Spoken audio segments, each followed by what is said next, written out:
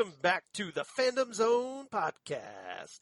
I'm one of your co-hosts, Charles Skaggs, back in the Fandom Zone once again, ready to talk the WandaVision finale, the series finale, as we're told. And I'm joined by my wonderful co-hosts, wonderful friends, and just all around wonderful people. DJ Nick and Jesse Jackson. How you doing, guys? I am great. See what I did there? Yes, I did like that. So someone set their alarm early on Friday morning and got up early to watch this before work. Mm-hmm. That's how excited I was. I almost thought So you about did the Holly Mack move, essentially. Yes, I almost did too. Like, I was thinking, is it 12 o'clock Eastern time? Like, I could stay up. And then it's like, no, it's noon. I mean, it's midnight Pacific time, which would like 2 or 3 in the morning Dallas time. I'm like, no, I can't do that. Yeah. But I did get up early and watch it, and so I'm ecstatic to talk about this with you guys. All right. How about you, Nick? Well, I'm doing fantastic. Super looking forward to discussing this finale, which I have thoughts on. Let's just put it that way. Happy, but I have some thoughts. But really enjoyed it. I actually tend to be an early bird. So when this dropped at 6 a.m. over here, I actually was there to watch at 6 o'clock in the morning while I was enjoying my coffee with my Infinity War mug. So I was happily sitting down and watching it. And it was it definitely was a great start to the day for sure. So definitely looking forward to unpacking this finale with a lot of things to discuss for sure. And what about you, Charles? Well, this is I must be the odd person out here because my wife Lori, we were very patient. We waited until dinner time so we could do our Five Guys Friday watching WandaVision. So we go out for Five Guys Burgers, which is a burger chain over here in the United States. Delicious burger. Yeah, exactly. My only concern about this finale is that, it's just a lot of it was so much setup for Marvel Cinematic Universe movies. So consequently, I don't think we got, at least, and this is how I feel, maybe you guys feel differently, or maybe you agree with me, that it wasn't handled as well as it could have been because of having to play the corporate synergy game. With the whole Kevin Feige trying to line things up, sets up some things for down the road that we didn't get maybe the conclusive endings that we probably should have had this been a very standalone series as opposed to a Marvel Cinematic Universe series. What do you guys think? Well, I mean, I think you do make a good point there, Charles, because I do feel that, and when we do get to certain characters, we can, of course, elaborate. But I do think there were certain characters that were not given their due, and that some were probably, which maybe should have had more focus, did not get enough focus. And there were also some situations where there might have been a cop-out, and, we will talk about that cop-out later. And, I know once again our friend Christine Peruski felt very strongly about this particular cop-out, and I'm sure our listeners out there know what I'm talking about. Yes. And, well, if you know Christine, she feels strongly about a lot of things. So this is true. A woman, and I say that as a compliment. That she does. She's a very passionate person in that regard. Yeah, a woman with some very strong opinions. No, but other than that, I would define this episode as clean and ribbon wrapped. That's the way I'm bow tied. That's the way I see it. Because bow ties are cool, just saying. Bow ties are very, very cool, as our 11th Doctor has taught us, for sure. But that's the thing. It was very clean. It was a very clean ending, which I think echoes the thought that you put out of being kind of the whole corporate setup, is they wanted a clean ending. As in, let's make everything very simple as possible so we can move on to the next project. And but in doing so, I think it wasn't as balanced as maybe one hoped. And 49 minutes, I think, was not possibly enough for a finale. But we do get a lot of loose ends because they're unanswered questions and things. Correct, but we'll talk about those. Yeah. How about you, Jesse? I was really, really happy with this, and I felt like I leaned more toward Nick's side. I thought this was really well done as a one and done. And then as a bonus, with the mid-credit and final credit scenes, that's when they connected to the other. But as far as if they had left those out, I think in a lot of ways this could be a very good self-contained miniseries that told the story, which would want us wanting more, but most miniseries do. I really like this a lot, and I think I've done a lot of reading on this, and And I think a lot of noise from the fandom is not focusing on what the series gave us, but what they didn't give us. In other words, because they had expectations of other things happening, it didn't happen, therefore they're disappointed. But I go, no, they're telling the story they want to tell, and I think it's a damn good story. Yeah. So I'm very happy with this, and I was very pleased. Well, but this show, I think, kind of like what happened when Lost was on the air, ABC's Lost, if you remember that fans would keep coming up because this show was so open to speculation. It embraced the concept of fan speculation, that essentially fans would come up with their own theories. Like, we did here on this podcast on the Phantom Zone. Yes. We had our theories, that some of them turned out, some of them didn't turn out, and that's okay. But the problem is that a lot of fans, they built it up in their heads and their imaginations for this big, huge thing, and when it doesn't happen, they're let down by that. It feels like they set the bar so high in their own heads, their own headcanon, that the TV show is ultimately going to fall short because it's not going to live up to those fan expectations. It's impossible to do so. Yeah. And I remember reading an interview with Carlton Cuse and Damon Lindelof. And by the way, for the record, I was happy with the Lost finale. I know they weren't dead the whole time. I understood the concept. I hated season 6. I'm just saying. Yes. Yeah, but as they said in an interview, we taught our audience how to watch us, and to watch us was all these theories and seeing everything, correct? Yeah. And I think, a couple of things that, our leads made comments that were, Elizabeth Olsen said something that people took and ran with, and Paul Bettany said something that went and run with, and then after the fact, they're kind of, okay, sorry, we didn't mean to start that ball rolling. And I don't know if you saw, but there was a wonderful interview with Emma Caulfield Ford talking about how much fun it was to be a red herring. Yes, I did. And I think that's exactly what happened with her character. Yeah. That I think, especially me, I think I fell for it. I did too. Because I thought, it seemed like she was going to be much more important than she turned out to be, because it was a red herring. It was intended to be like, hey, pay attention to this. And I did. I remember us saying, and I think all three of us agreed, there's no way you cast Emma Caulfield unless there's going to be a bigger payoff. And you know what? Surprise, that we bought it. And I thought that was great, and she talked about how much she loved that. Yeah. So, but she also did, apparently, I actually read that interview myself, Jesse, and apparently she was incredibly apologetic to the fans, because she said, I'm sorry if they feel that way, but she has nothing to apologize for, because she is doing her job. No, she doesn't, but she might be getting some hate from fans online, for no reason. For no reason, because sometimes, let's face it, fans are dicks. Yes, exactly. And they don't behave themselves like they should, like mature people.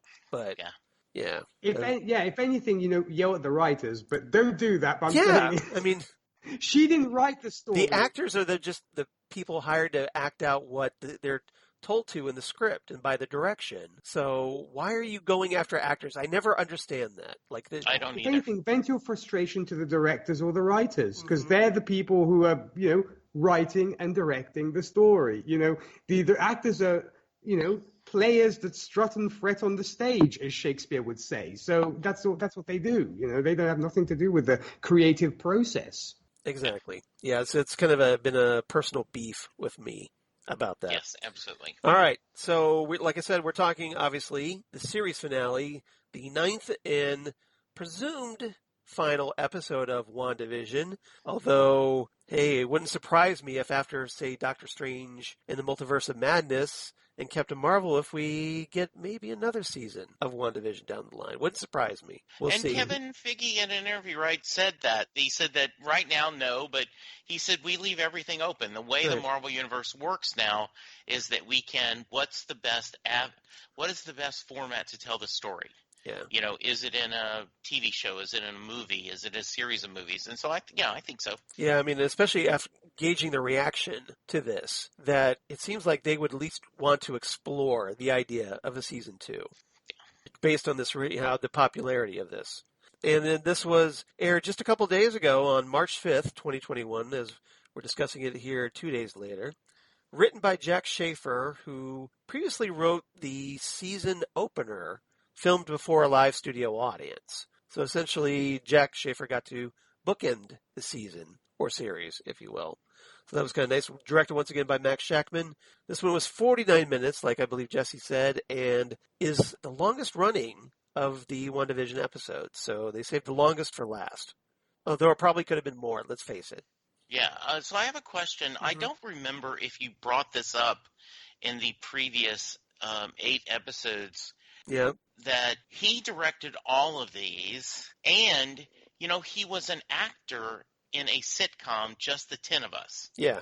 I don't remember if you brought that up. No, I don't believe I brought that particular bit of trivia up. No. I had not thought that, and they kind of brought the fact that he was, you know, he played JR in the sitcom for all 47 episodes. So they said it's kind of funny. He's gone on to be a pretty good director, but his roots were acting in a sitcom, which made him one of the reasons why he was really good at directing the series. Yeah. Okay. Guest cast, just really quickly, all we really had as a major addition in this one was Lori Livingston as the Skrull agent at the very end. And we are definitely going to talk about her when we get to our 4th topic and talk about those mid-credits and post-credits bonus scenes. Mm-hmm. Trivia. The Darkhold. Wondering a little bit about the Darkhold? Well, in Marvel Comics lore, it's a fictional grimoire that first appeared in 1972's Marvel Spotlight number 4 and was originally authored by a guy named Chthon, kind of like Cthulhu, Chthon, a demonic elder god who was Earth's first practitioner of black magic. And Chthon wrote all of his collected knowledge of magic into iron-bound scrolls that were later bound into the most potent book of black magic in existence.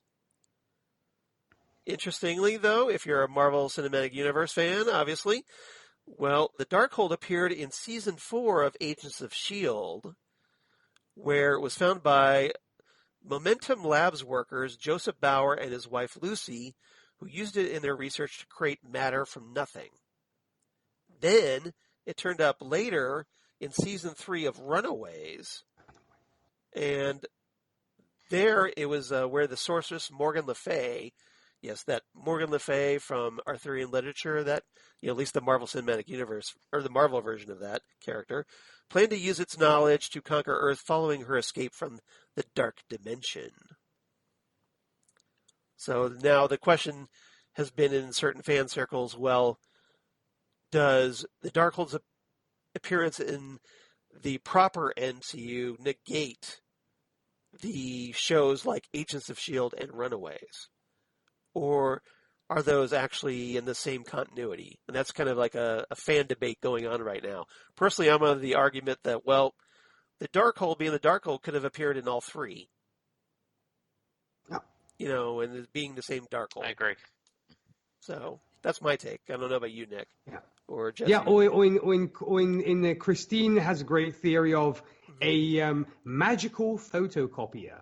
So they are actually multiple copies of the Darkhold kind of running around the MCU. That was kind of fun, but that's sort of the humorous side, I think. So after all, it is a magical tome, so it can pretty much go all over the place. It's not Collins English Dictionary. It kind of can go all over the place. Well, let's keep in mind also that Phil Coulson was a character that has appeared both in the proper MCU and also on Agents of S.H.I.E.L.D. Exactly. So no, I think it is still canon. Along with Sif has appeared on Agents of S.H.I.E.L.D. and Nick Fury has appeared on Agents of S.H.I.E.L.D. Right? Yep. So as far as I'm concerned, so I don't think it negates it by any stretch of the imagination. No, I don't think there's anything that would would erase that from continuity. So, No. as far as I'm concerned, debate over. But I just thought I'd mention it. The scene of the Visions shedding a single tear, I thought I'd mention, is a nod to the 1968 Avengers issue story, Even an Android Can Cry, which is a classic from the Silver Age Marvel Comics, written by Roy Thomas and John Buscema. And so I thought I'd mention that. I have a picture right here in my Marvel Masterworks volume of that scene that's being referenced. So Jesse, being DC guy, will now understand the reference. I'm holding it up to the screen for all of you there in podcast land who obviously can't see that. So I thought I'd mention it. And only other thing I had was the scene where WandaVision, Billy and Tommy come together to, when they get in the town square and they join forces to fight as a superhero family. Well, that's a big nod to a scene that's very similar in The Incredibles, which, hey, is another Disney movie, right? So, yes. Which was also referenced in previous episodes as well, because it was actually one of the movies on the marquee. Yeah, no surprise there. So, but just thought I'd mention that. Anybody got any other trivia they want to share before we move on? Okay. All right. Yeah, pretty simple this week. Topic number 1. Let's talk about Agatha and the Scarlet Witch. So at long last, Wanda fully embraces her identity as the Scarlet Witch, although turns out, at least now in as far as what WandaVision has presented, it's got some rather ominous overtones and apparently a sense of destiny for what Wanda is expected to do. As in ending the world, no big deal. I guess we'll have to wait and see how that plays out. But I want to get everybody's thoughts on this final showdown between Agatha and the Scarlet Witch and the way it was resolved with, Agatha meeting a very interesting fate. So, Jesse, you want? I can start with you first on this one. That sounds great. Okay. So one of the things I found interesting is the question is, does Agatha want to protect the world from the Scarlet Witch, or does she just want the power for herself? She tries to say, oh, we've got to worry because you're doing it. But the reality is she just wants the power herself. That's her thing, right? She takes, I didn't write down that quote. Yeah, I've got the quote, okay. Yeah.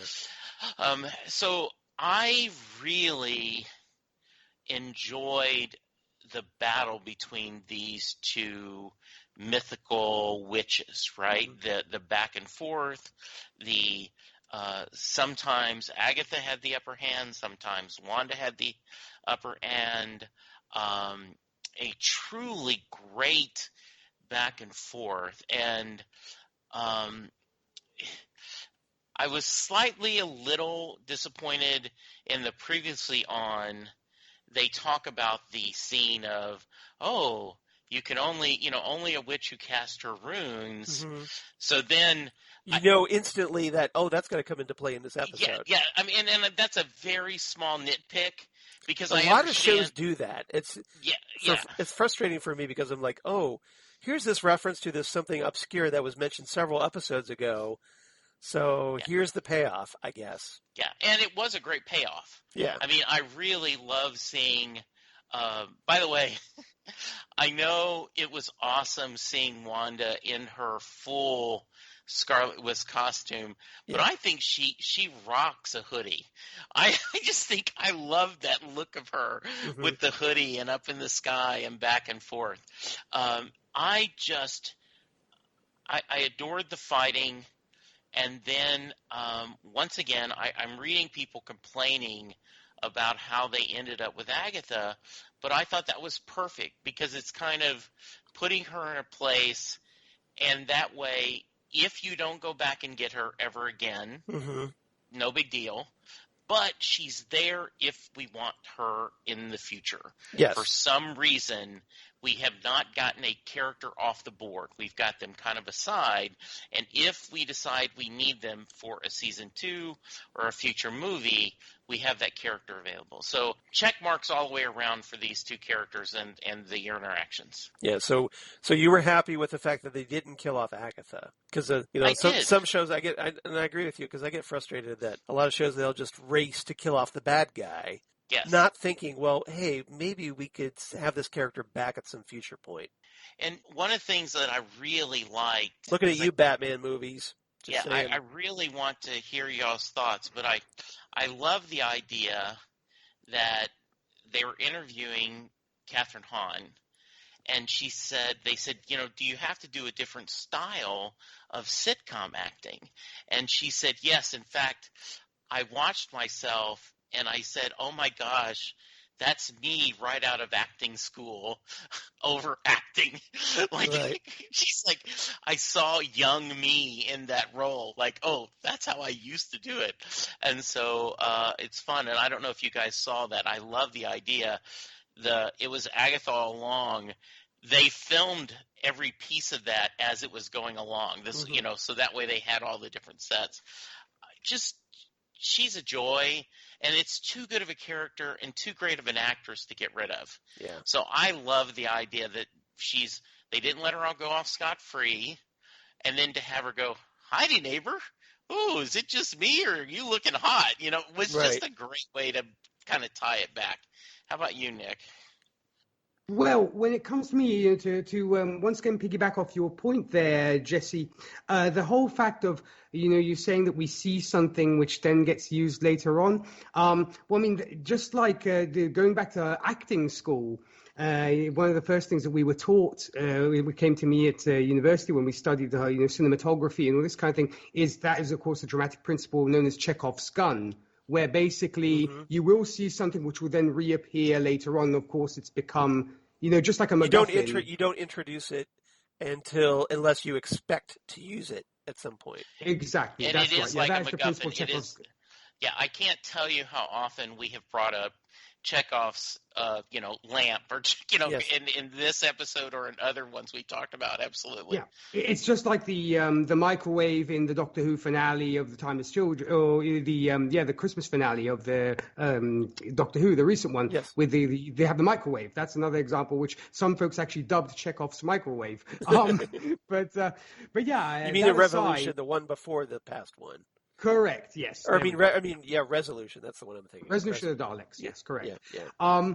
But yeah, aside from that, the fact that obviously Agatha is then victim to her own teachings, so she inadvertently, even though she's a villain, she has actually taught Wanda something. So she has fulfilled that role, whether she liked it or not. And of course, then Wanda it's incredible. I will hand it to Scarlet Witch and Wanda for being such a quick study. I will give her that, because she learns on the spot to do this stuff. So definitely kudos to being able to master all this stuff in the space of one battle. So definitely, Well, we know that she had talent, and yes. Agatha was like, you've got the power. Mm-hmm. You just need the knowledge. That's right. So it's to Wanda's credit that her skill, she has this natural skill and the ability to learn. She's a very fast learner. Very quickly, yeah. And something obviously we're going to talk about a little bit when we get to our bonus scene topic. Yeah, which is absolutely beautiful. Because she's like hoovering up dark knowledge. Yeah, and we definitely will have a lot to say about that one. When it came to the battle of, should we say, the witch battle, if you will, I really enjoyed it. I thought it was good fun. It wasn't drawn out too long. Maybe, if you wanted to, if you only have 49 minutes to play with, you maybe could have made it slightly shorter and focused on other things. Right. But I enjoyed it nonetheless.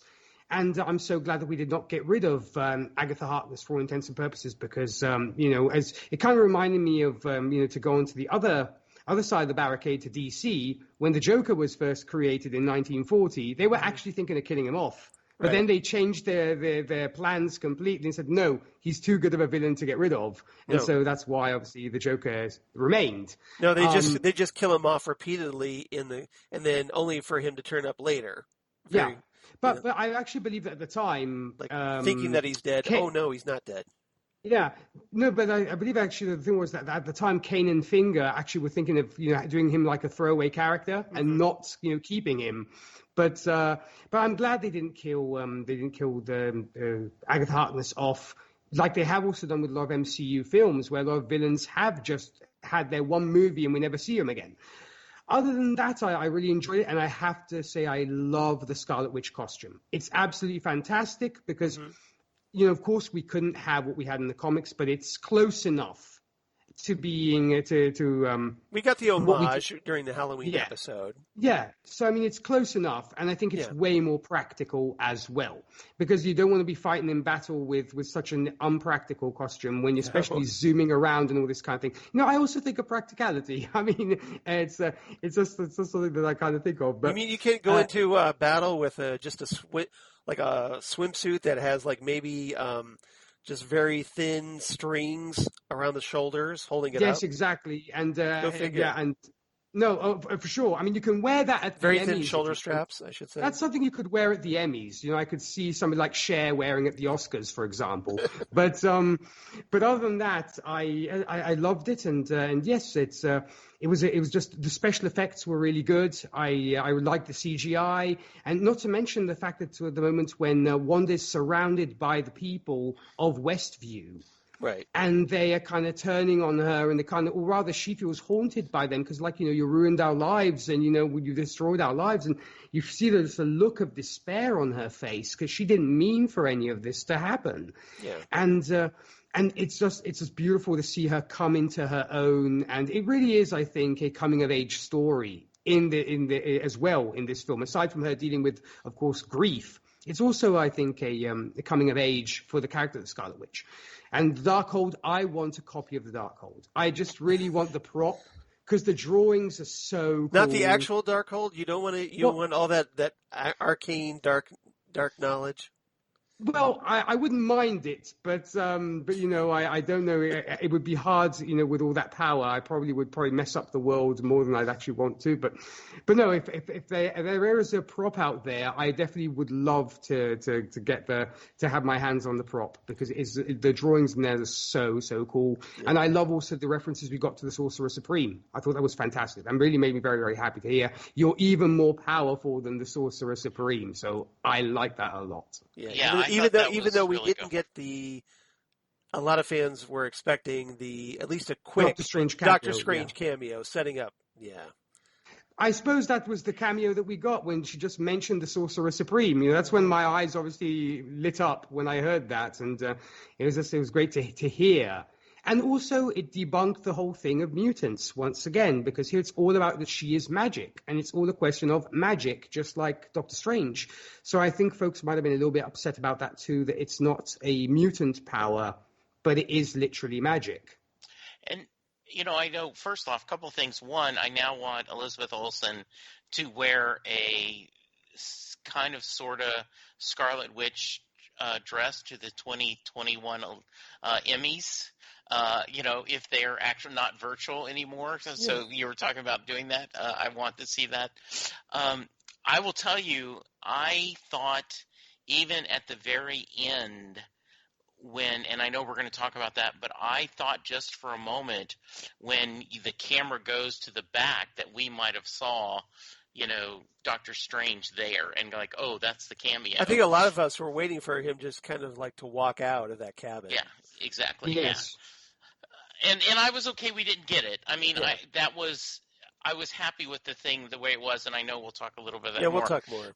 So, Charles, how about you? Yeah, I love like you guys talked about the battle between Agatha and the Scarlet Witch.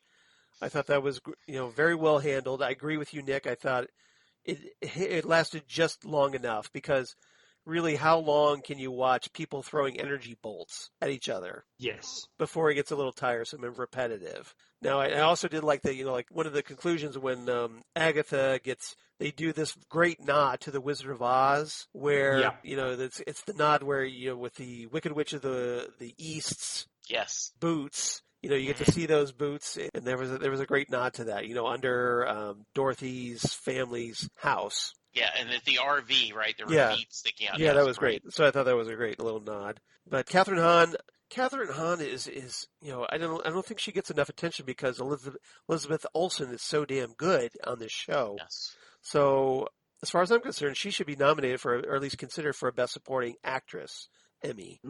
I absolutely in a agree, drama Charles. series because she showed a lot of range. That she did the comedic, she's done the dark.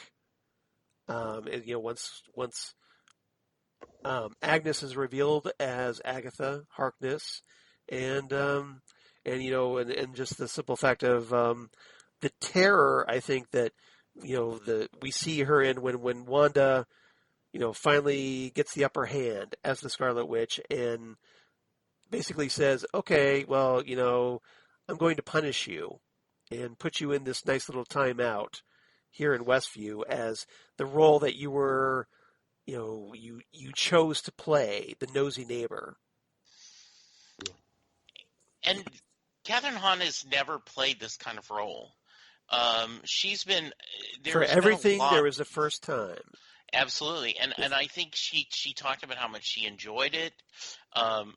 Her son was really into the Marvel Universe, yeah. So she went to him like, "Okay, tell me what I'm doing."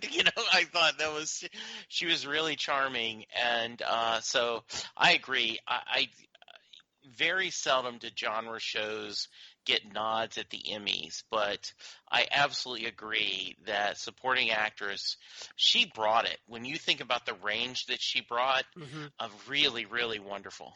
Yeah.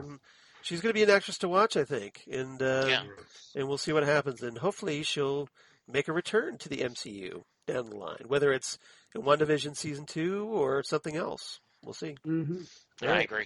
Okay. Anything else about this topic? The only thing I wanted to add, Charles, is I definitely hope that they will get some nods Emmy-wise. In an era where a film like Black Panther can be nominated for Best Picture at the Oscars, I think one can also do something similar when it comes to TV. Granted, it will probably be a long time before a superhero-themed anything, be it TV show or movie, actually wins, those kind of awards. Well, superhero proper. That might have been the case, but then Watchmen happened, if you recall correctly. No, Watchmen won a ton of Emmys. No, I agree, but I'm saying superhero movie or show proper, as in a Marvel thing, which is really, because Watchmen, goes way beyond that as well. Okay. I think it tackles very, very harsh subjects at the same time, which probably is why it got considered. That's my main thing. But I just think if Black Panther can get nominated, I don't see why at the Oscars. Right. I don't see why WandaVision can't be. Outside of that, it is going to be really interesting to see where we go from here. And I certainly do hope that Agatha Harkness does make a return. Hey, maybe in the Doctor Strange sequel, it would be kind of cool to see her there. I think that would be very cool, especially at some point that for whatever reason that the Scarlet Witch needs Agatha for whatever reason, and we pick up on that. That she kind of reverses the spell enough to get whatever information she needs from Agatha at some point. We'll see. The only other thing I actually wanted to ask you, Charles, because I know you were talking about this quite a bit on our previous episode. Are you happy about the whole fact that it is all mainly ingrained in magic and it's not possibly a mutant thing, or are you cool with that? That was certainly the implication, but I don't see where it was really, clear-cut negated, because they did talk about how essentially she had this power naturally. Now, but the question is, was it a magical power that was within her all along, or was it something else? And so it's kind of very nebulous. I think it's something that if you wanted to explore it as a mutant power, you could, or if you want to just continue with saying that she was just magical all along, you could go that route too.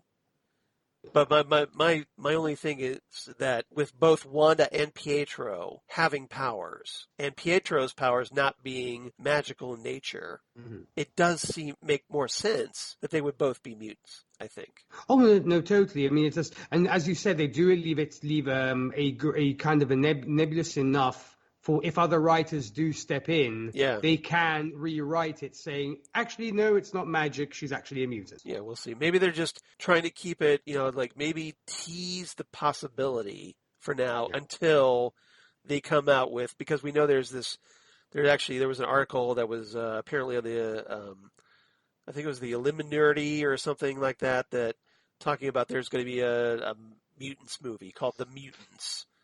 So I've heard. Supposedly, I don't know how true this is. It could just be speculation on somebody's part, but that supposedly this would be the movie that introduces mutants to the Marvel Cinematic Universe. Plus, if this is supposed to be a prelude to the Doctor Strange sequel, it would make sense they would keep it rooted in magic for that reason. Right. Almost being like, if it were like comics, it would be like the prelude issue to a bigger story arc. Yeah, and why complicate it? Yeah.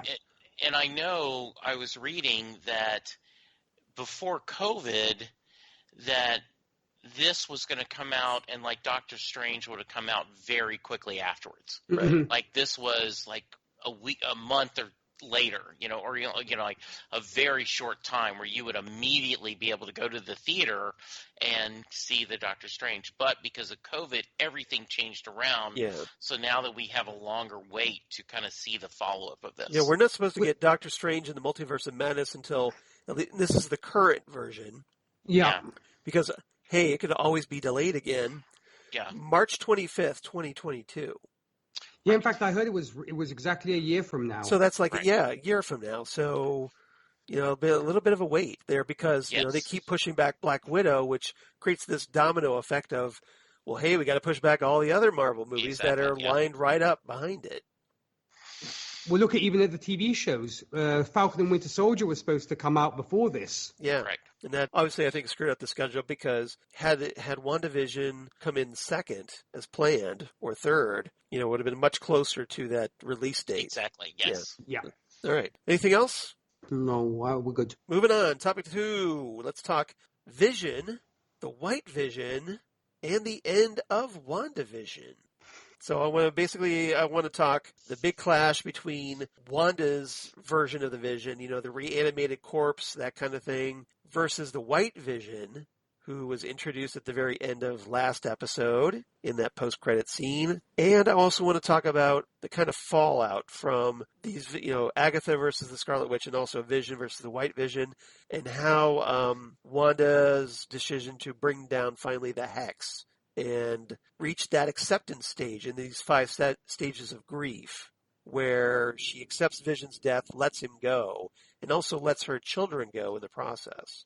Yeah. So, Nick, I'll start with you first, obviously. What are your thoughts on Vision versus Vision and what happens afterward?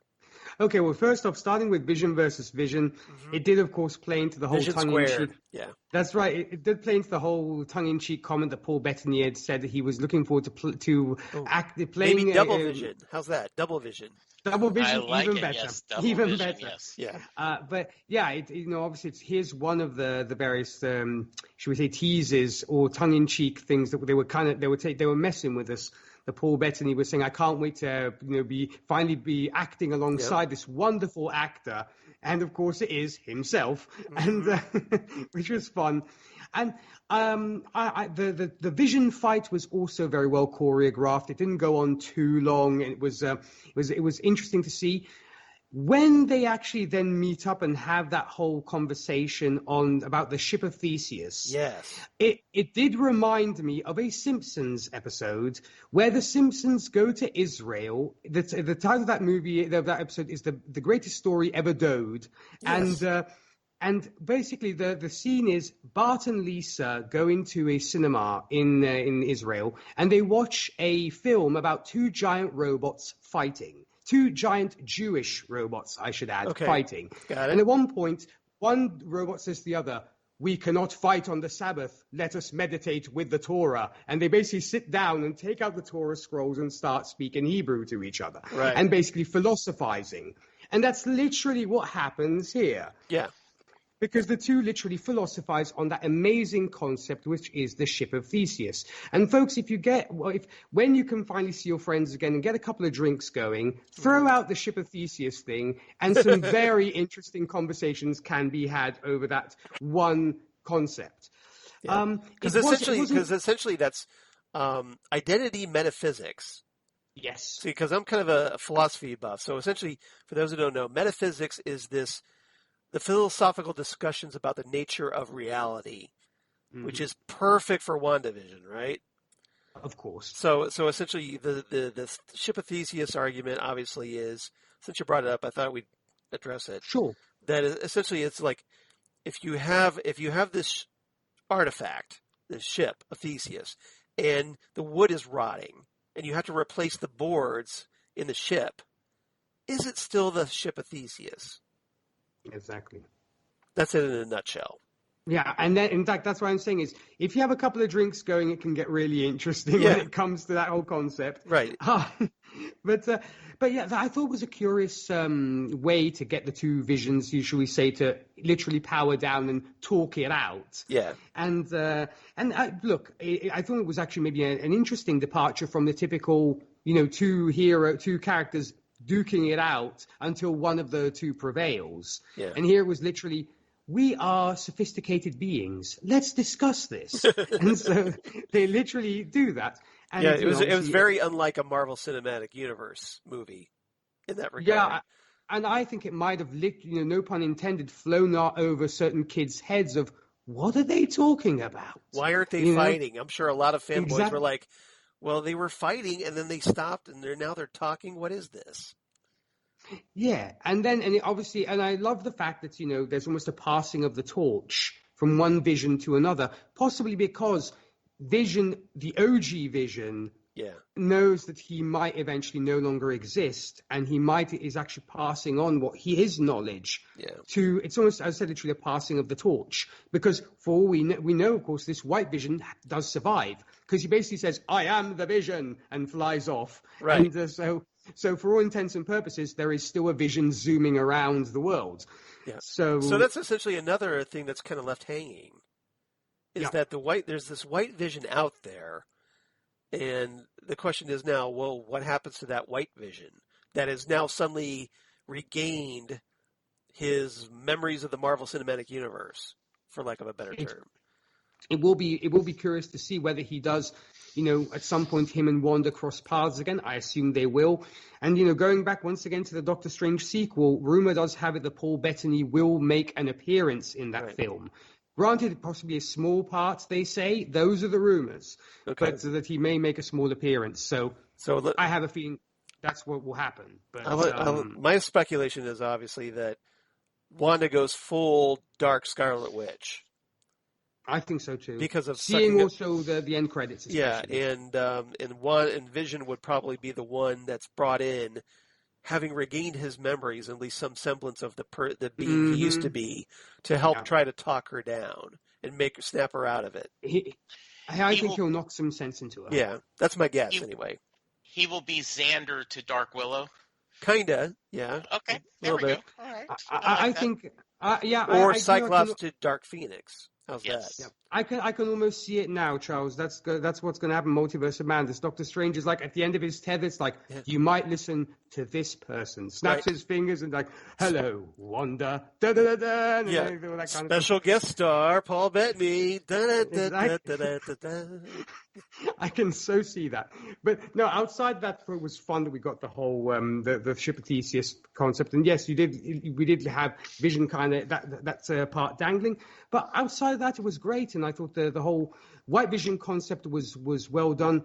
What I'm kind of a little bit upset about is Mr. Hayward, who I think probably deserved a little bit more of an arc rather than just being turned out to be. Yeah, we'll talk about Hayward in our third stop. Yeah. No, but I was just kind of in tying with White Vision, obviously, because he set White Vision onto the way his plan didn't really get fleshed out. Come to fruition, exactly. Yeah. It was a bit odd. No, but other than that, I really enjoyed the whole fight and the whole and when it comes to Wanda ostensibly bringing her world to an end, it kind of was like what we had speculated in the previous episode.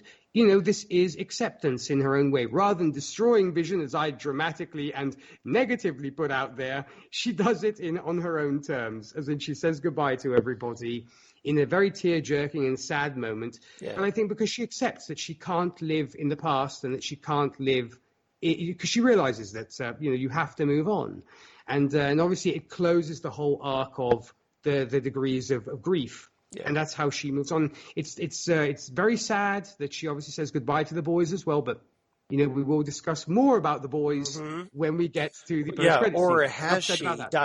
question mark. Exactly, or has she, correct. Yes. But no, the whole thing of this advancing red wave arriving, it was beautifully executed. And it brings up that great dramatic tension because you're waiting for this thing to come. Like this climactic moment, and it's just this slowly moving plot device. Your world is becoming smaller and smaller and smaller. They did a great job of cinematically showing that. And Jesse. Yes. Yeah, Jesse, what are your thoughts on this? I loved the.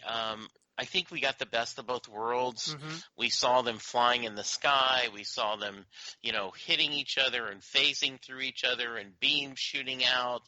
And then, and I actually thought a little bit beforehand that I said, these are mirror images of each other.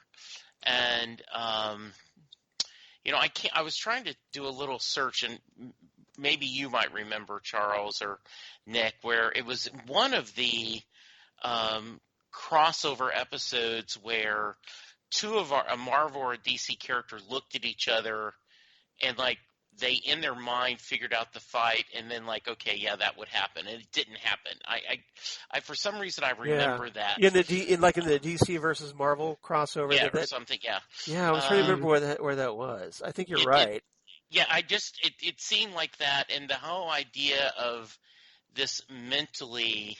I have good memories of this. Yes. Yeah, and we had talked about that perhaps the faux Vision, WandaVision, pardon the pun, would give the White Vision his memories. Right? We had talked about that, and so I was glad to see that. So I really loved. Once again, I think it was just a great blend of this, and not really, but one of the Princess Bride, where you do the Battle of the Wills, with the poison. It's just a little bit of that. A little bit of iocane powder, that thing. Yes, and so I like that. And then as far as the ending, pardon me if I go just off for just a little bit. I'll see you in my dreams, where all the summers have come to an end. I'll see you in my dreams, we'll meet and live and love again. I'll see you in my dreams, up around the river bend, for death is not the end, and I'll see you in my dreams. That's a Madonna song, right? Close.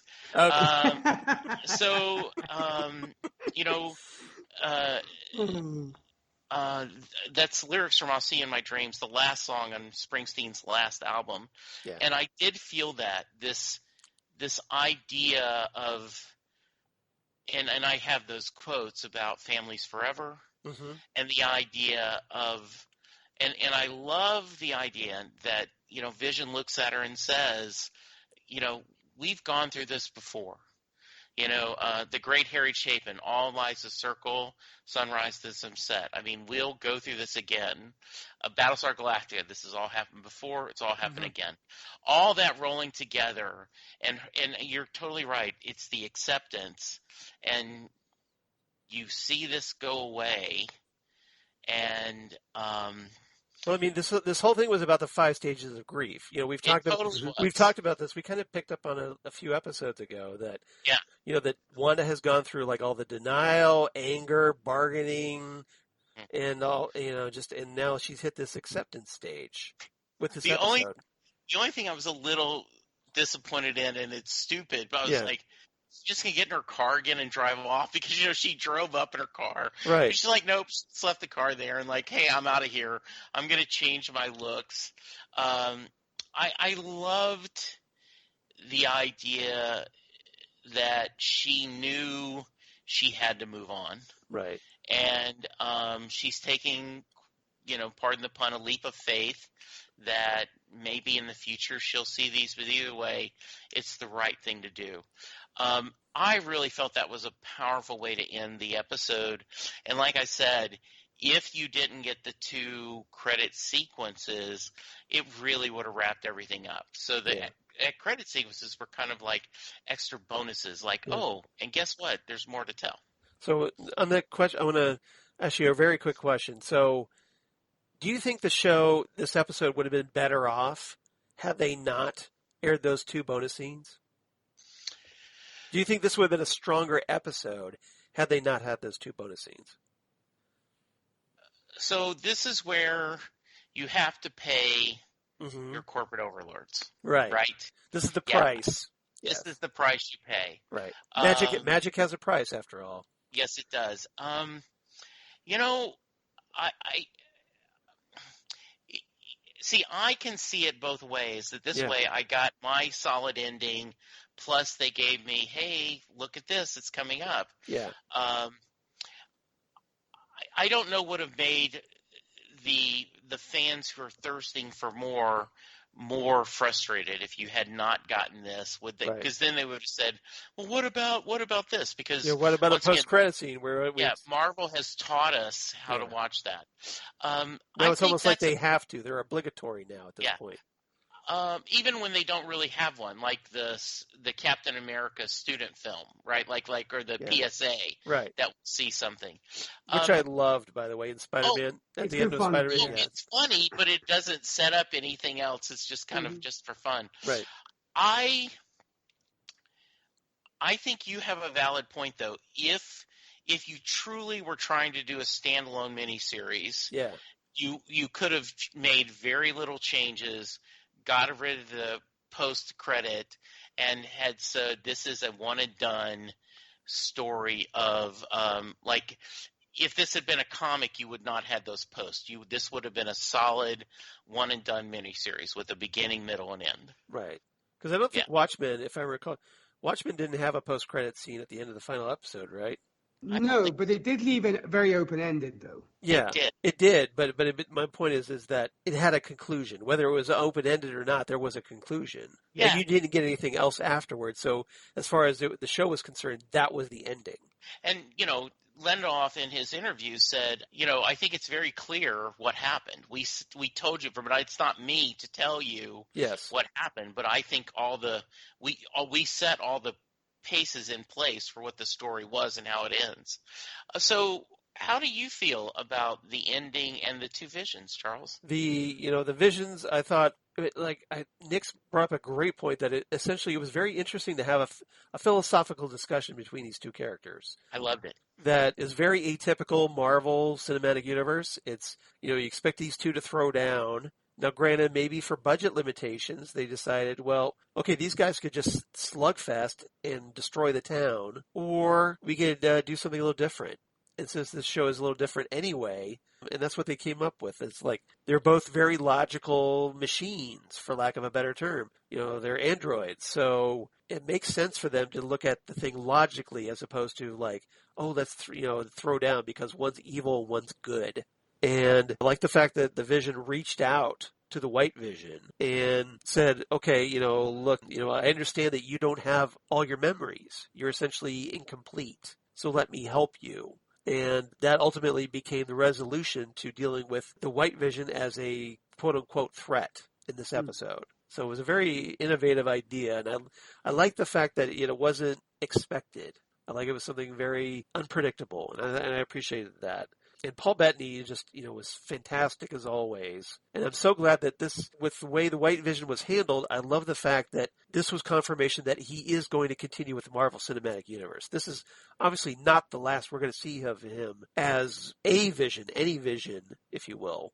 Because otherwise, why would they do that, introduce a White Vision and then send him off without dealing with him once and for all, if they were going to use him again? Especially when you're going to get the Scarlet Witch once again. And I love the slow pace of them. You see them walking and they go to the door and they tuck the boys in and they, one of them. I was getting to that, yeah. Okay, please. They continue. Don't want to steal your thunder. You asked me my opinion. No, I really, yes. Okay. You had your shot. You're absolutely right. Please. All right. So yeah, that's the scene where, you get back to the house and they essentially re-enter the sitcom world for one final time. And you have this, like I said, this big red wave coming at you slowly as we see it going through the town and restoring things back to normal. And just with the ultimate, the last place that it stops being, of course, Vision and Wanda's house. So it sets up things, this very powerful sequence between Wanda saying goodbye to the Vision and the realization, they kind of make this mutual realization that they'll see each other again at some point, somehow. Like, no matter what happens, they'll be reunited. And Wanda saying goodbye to her children who essentially don't exist, Tommy and Billy, because they were creations of the Hex. So, and she thanks them for letting her be her mom. It's almost like, she's almost thanking the Hex for the opportunity to do this. So beautiful. To fulfill something that she didn't have in real life. So very, very powerful stuff. So I really enjoyed it. I thought it was very well done, very well executed. Yeah, I totally agree, Charles. And just the slow pace of them, right? She kissing one, him kissing one, and I don't know if you noticed, they swap. When they're swapping, yeah. They touch hands. Right. Wanda and Vision touch hands. Yeah. And then they swap, and it was such a beautiful, yeah. And it because we knew rushed. It was coming. We knew it was coming. We knew she would have to say goodbye to Vision. We knew she would have to say goodbye to the kids because they're part of the fantasy. So if you get rid of the fantasy, you have to get rid of the kids and Vision logically. But even though you knew that going in, if I'm sure a lot of people were in denial over this. They're like, oh, somehow they'll become real. But I'm looking at it like, no, they don't have to. This doesn't have to be like the happy Disney movie ending. This is a bit of a downer.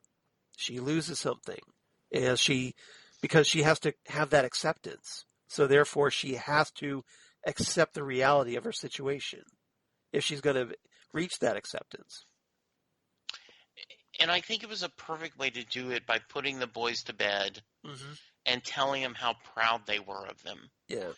And you're right, Charles. When she says, "Thank you for choosing me to be your mother," and "Good night, boys," and they're, you don't see them being taken out of existence because you don't need to. You know that they're doing that. Yeah. Really powerful writing, really powerful filmmaking. I just really well done. Yep. So, anything else about this topic? Well, Charles, the only thing I wanted to point out was, when you had asked the question of would this episode have been better off without the post-credit scenes? Yeah, what do you think? Here's what I think. I think, at the end of the day, granted the whole obeying your corporate overlords on one side, but, the viewer himself or herself can choose. As in, it's like comics. If you want to end it there, for you, the story ends there. And you can totally ignore that the post-credit scenes ever happened. Right. And to you, that's your ending, and you can just close off. So you can choose your own ending essentially because you can stop it right after the regular part ends. Yeah, it's like folks who maybe have read a certain story arc of comics and don't want to read the reboot. And it's like, to me, the DC universe ended here, or the Marvel universe ended here, and what has happened in the future, that's up to them. In my head canon, my deal is, after Infinite Crisis happened, that's it. There was nothing else. That's the end of the story. Period. I totally, the hypothetical reader can say, the New 52 never happened. Rebirth never happened. So they can make that choice. Right. And I think it's the same thing here. Folks who don't want to pursue future MCU stuff, and to me, this is a one and done. You're welcome to do so, because I think they kind of were able to have their cake and eat it. Okay. Because of the way it was structured. Then. Yes. Okay. I think so. All right. Really well said. Yeah, I think that's good. All right. Topic number 3. You okay, Jesse? You're breathing a little heavy there. Oh, no, just sinuses. Okay. No. Trust me, I totally understand that. Trust me. And I may be a little verklipped. Are you a little verklipped? I'm just saying. All right. That was a very touching. You old softy. All yes. right. So, topic number 3. Just want to make sure you're okay. Topic number 3.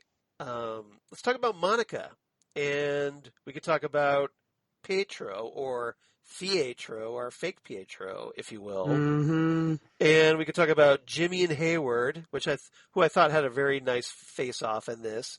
And we can also throw in Darcy, who doesn't get to do much, but she does kind of save the day as far as stopping Hayward by ramming him with a funnel cake truck. So, ramming speed. So, we want to talk about that. So, we'll start with you, Jesse. As if you've got your tissue and you're all good, and you can dry those eyes of yours. Yes. Darcy did not get enough because even a Jesse can cry. But oh, what a great one scene she had that you kind of little bit. I thought of Stargirl with the boy, right? Like, can I now be part of the justice? Yeah. That was great. Because I am not I'm very minimal in the Marvel Universe. Based on you guys, I knew what Monica was going to be. And you guys had talked about that, her getting her powers. And, you get, our villain showing totally just going to shoot these children, right? Like, just cold-blooded. And she steps up and, stops the bullets. She looks like such a badass. Right. And then I love that, where she goes, nice trick to, I can't remember if it was Billy or Tommy. I think it was Billy because Billy has the Scarlet Witch powers, the Wiccan powers that he'll become. And he goes, nice, you too. And this kind of, I really love that, she kind of, because we find out, in that fourth episode, right, that, her story, and she was there always on Wanda's side. Right. And I like the idea that Wanda and her have a final scene together. Yeah, I thought that was important too. Yeah, that, because remember they had said, once again previously, don't let them make you the villain. And he goes, maybe I am. Mm-hmm. And I thought it was nice that they had this connection. And even though I understand that Wanda's grief hurt a lot of people, and she did as much as she could. We even got, the Vision saying that you're going to fix it. You're going to put it and fix it as much as you can, right? So I like the idea that she kind of recognized her and they had that scene together. And then we're going to talk a little bit about the bonus scene, but, we got a great story of grief, but we also got a origin story of a new hero in the Marvel Universe kind of as a bonus, check. Yeah. And I really love that. Yeah, it was. It's obviously setting up some things. Obviously setting up Captain Marvel 2, where we know that Monica is going to appear and be reunited with Carol. And I like the fact that we didn't really get an explanation about why she's beefing with Carol. That's going to obviously be played out in Captain Marvel 2, as it probably should. That's probably the better place for it. They set it up, that Monica has some resentment there. And I think that's going to be very interesting to explore. I think that'll add some drama to the movie. And obviously probably we'll get to see Monica fully becoming Spectrum or Photon or whatever they end up calling her. I'm hoping for Spectrum, personally. So, guys, were either of you, I don't want to get to Nick, but were either of you disappointed that Monica didn't fully embrace her superhero identity at this point, or were you okay with it being saved for the second Captain Marvel movie? I feel, I think it's okay. It works because it probably will be expanded upon in the Captain Marvel sequel. Okay. But I do feel that Teyonah Parris's character was underserved in this episode.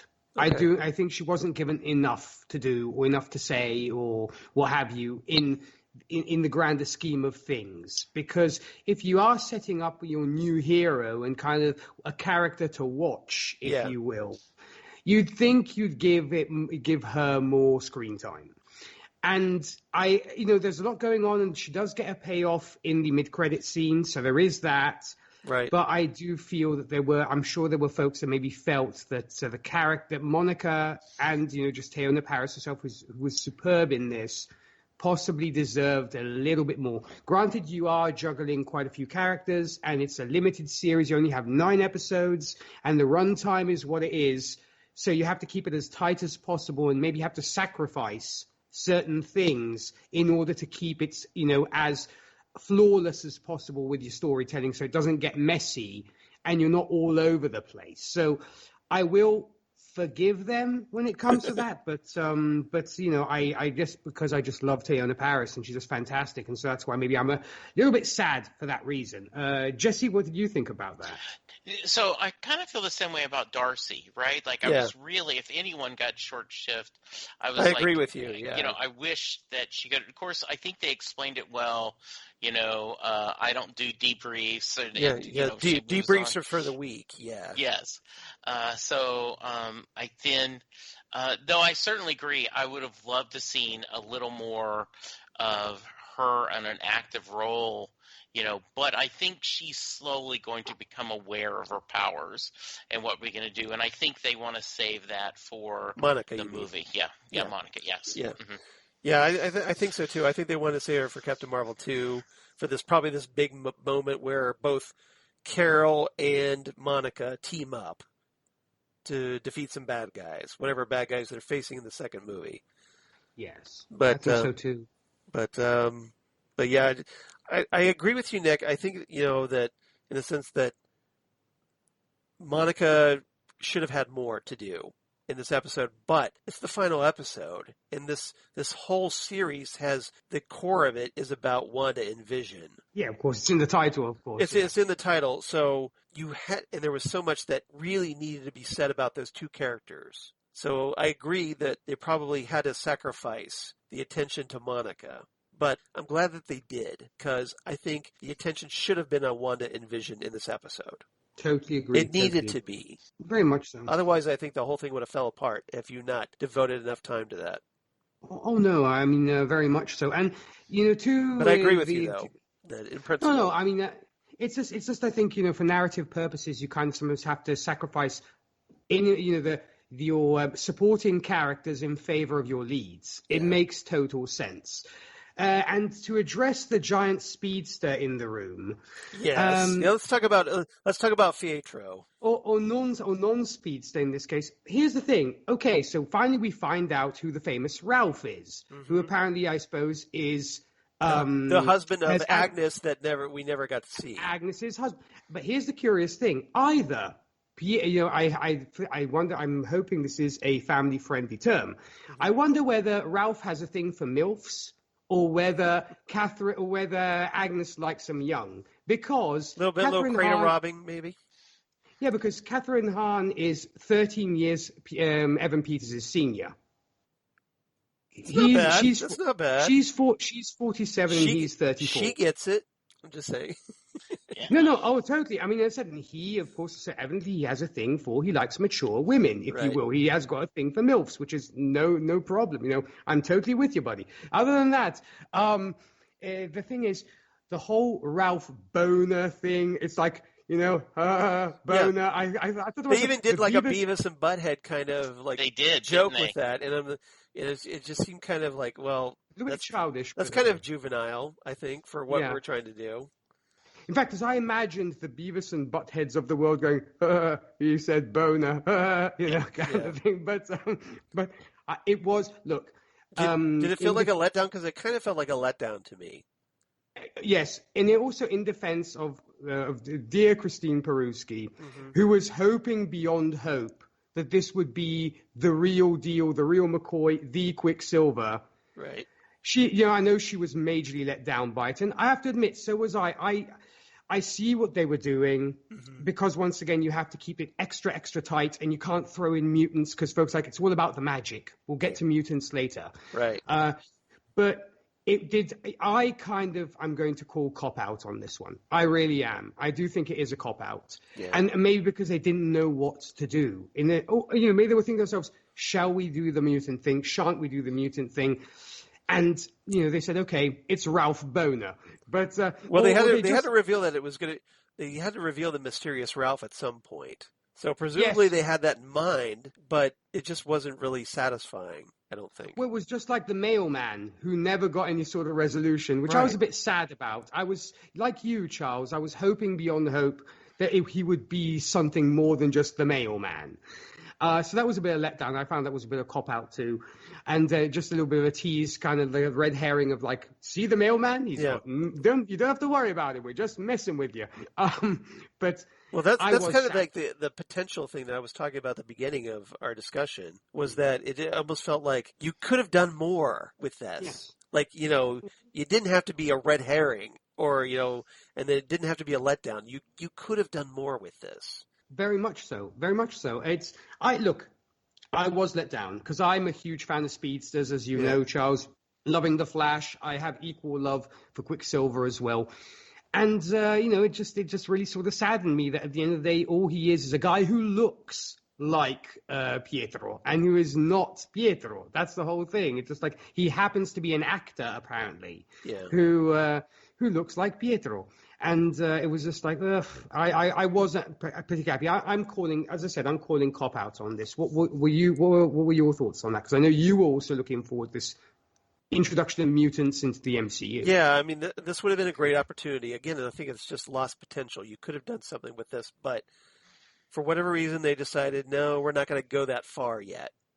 And consequently, it just, the introduction of fake Pietro, we ultimately get, and I'm presuming that now that the Hex is gone, that he's just a regular, normal guy again. Yeah. So... no speedster. Quicksilver's gone. Our hope of getting a Quicksilver, or at least a new actor playing Quicksilver, is apparently gone. Unless we get something in the Doctor Strange movie, like, oh, hey, here's another Quicksilver from the multiverse. Which could happen, granted. Mm-hmm. But as of right now, it's a little bit of a disappointment for me as well. What about you, Jesse? So I view this a little different than you guys, maybe because I didn't have any expectation. Yeah. So Agatha is setting up this world, and so she takes with this magic beads, right? She has this unemployed actor take on a part. Magic necklace. Yeah. Yeah, to do this, to be the long-lost brother. With a sitcom trope, and he even says that, right? Like, I'm doing my role. I'm here being a bad influence to the kids and irritating your husband. Yeah. So, and I believe he isn't her husband. In other words, she just used that name for Ralph. There is not a husband in Agatha's world. Go ahead. I was just going to say, in my head, it's just that Agatha needed a house nearby. Right. And it just so happened it was this guy's house. Yeah. So she took, whammied him, put the mind control necklace on, or whatever, the spell necklace, and just posed as his wife. It wasn't anything long term. It's just like, oh hey, you're going to be you're Ralph. You're this guy that I'm going to use to when I want to bring up a version of Pietro to fool Wanda. You're gonna be what I'm using. And I think she's just using the name Ralph. She isn't even pretending that guy's her husband. Yeah. It's just kind of a little sly in-joke to herself. Right, exactly. Like, oh yeah. So I think you can only do so much heavy lifting, and so I think trying to adding mutants to the Marvel Universe, maybe asking a little too much of a miniseries. I understand why you want it and what we did, but I think this actually did a lot of heavy lifting on its own, right? We got Wanda's stages of grief. We're setting up a major supporting character for the Captain Marvel movie. We've kind of got Wanda moving her place with the Doctor Strange movie. And let's not forget, we've set up Agents of S.W.O.R.D. that is going to come soon, right? Hopefully, yes. Hopefully, yes. We want more Jimmy. Yeah, Jimmy. Yeah, let's talk about Jimmy and Hayward real quick. I love the face-off between the two. You know that, and we got to see Jimmy like escaping from handcuffs. So not only can he now do card tricks, he can do he's a bit of an escapologist, if you will. Flourish, yeah, exactly. So he really took the magic thing to the next level. I mean, right. that's why I can't wait for him to meet Ant-Man again and say, "See what I've learned in this space of time? I can do this now." Well, hopefully, maybe we'll see, since Jimmy was in the previous Ant-Man movie, maybe we'll see him in Ant-Man the Wasp: Quantumania that we know is coming out, and maybe he'll have Darcy along with him. It could be a great place to put her. Or Darcy comes in later on in Thor: Love and Thunder. To do card tricks there, yes. I think Darcy said, she might appear there alongside him, or as I said, there is also Thor: Love and Thunder coming along, so she could be there as well for that. Yeah, exactly. Or maybe both. Who knows? But, we'll see what happens. But anything else about this episode? The only thing about Hayward, I thought, as I said, was rather disappointing, that he just turned out to be an evil suit and nothing more and nothing less. Just the guy with the plan who just wanted to just run amok. That was a bit of a disappointment, Charles. And, you had mentioned the fact of should we say, the regret or the ill feelings that Monica has towards Carol Danvers, a.k.a. Captain Marvel.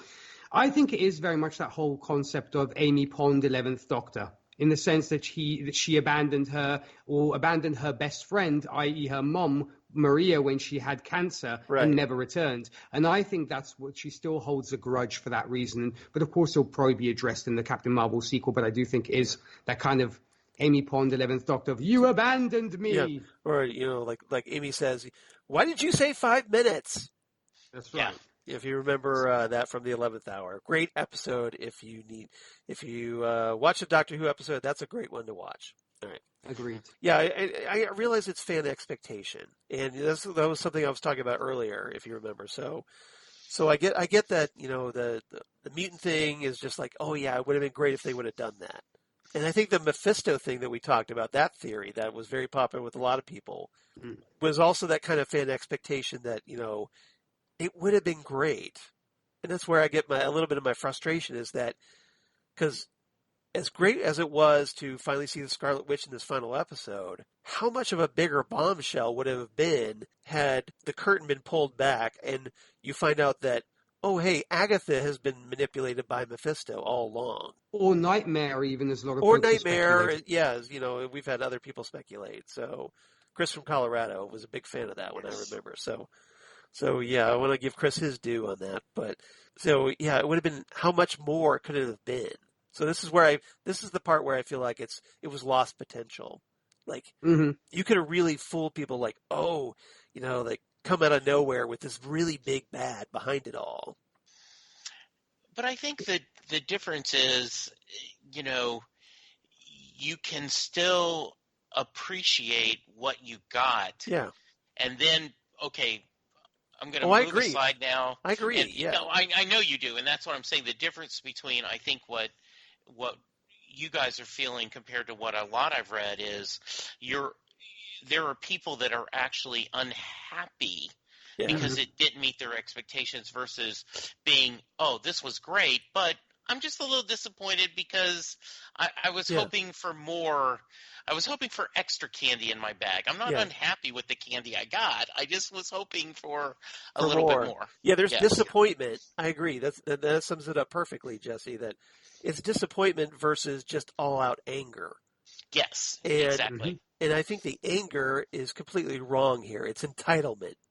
Yes. You can be disappointed with something, but to be enraged over it and going after actors about it, that it wasn't the way you wanted it in your head. Yeah. That's a little unfair, I think. Right. Also because I guess folks got so invested in this show and they really, they were hoping that it would meet that.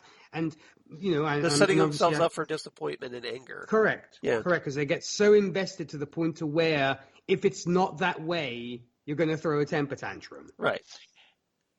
And you're asking and, other things about the show. I think how amazing that you think about 6-7 weeks ago when we started doing this, right? And there was a lot of people well, okay, this is not what I want to watch. Yeah. And I'm sure they came back. But, I think this is a good example of, trust the storyteller and trust the process. This was not what I thought it was going to be. I thought this was going to be almost a parody of sitcoms totally. Yeah. But instead, this was just a mechanism to tell the story. And I think that when you think about the journey of going from Dick Van Dyke Show all the way to, Bewitched, and then Malcolm in the Middle, and then Modern Family, our Family Ties, all this thing, all the way up. And then to get us, we ended up with a full-fledged Marvel Universe show is a pretty cool journey that they brought us on. Mm-hmm. Yeah, it was. So before we get into our fourth and final topic, is everybody, that as far as it being satisfied, were you satisfied with this? Yes, absolutely. All right. Yeah. I think so, and I think I am as well. So, all right. Topic 4, final topic. Let's talk those bonus scenes. So let's talk the mid-credit scene with Monica and a Skrull agent, and let's talk the post-credit scene with Wanda and Wanda, or Wanda and the Scarlet Witch, if you will, where she's having a little fun with the Darkhold. So, Nick, I'll go with you on this one. What did you make of those bonus scenes? I was very, very happy because I will say, folks, I am that guy who loves his post-credit and mid-credit scenes. I will say that. And it is really kind of, the little extra topping on my sundae. Yes. Which was the cherry on the top. Yes.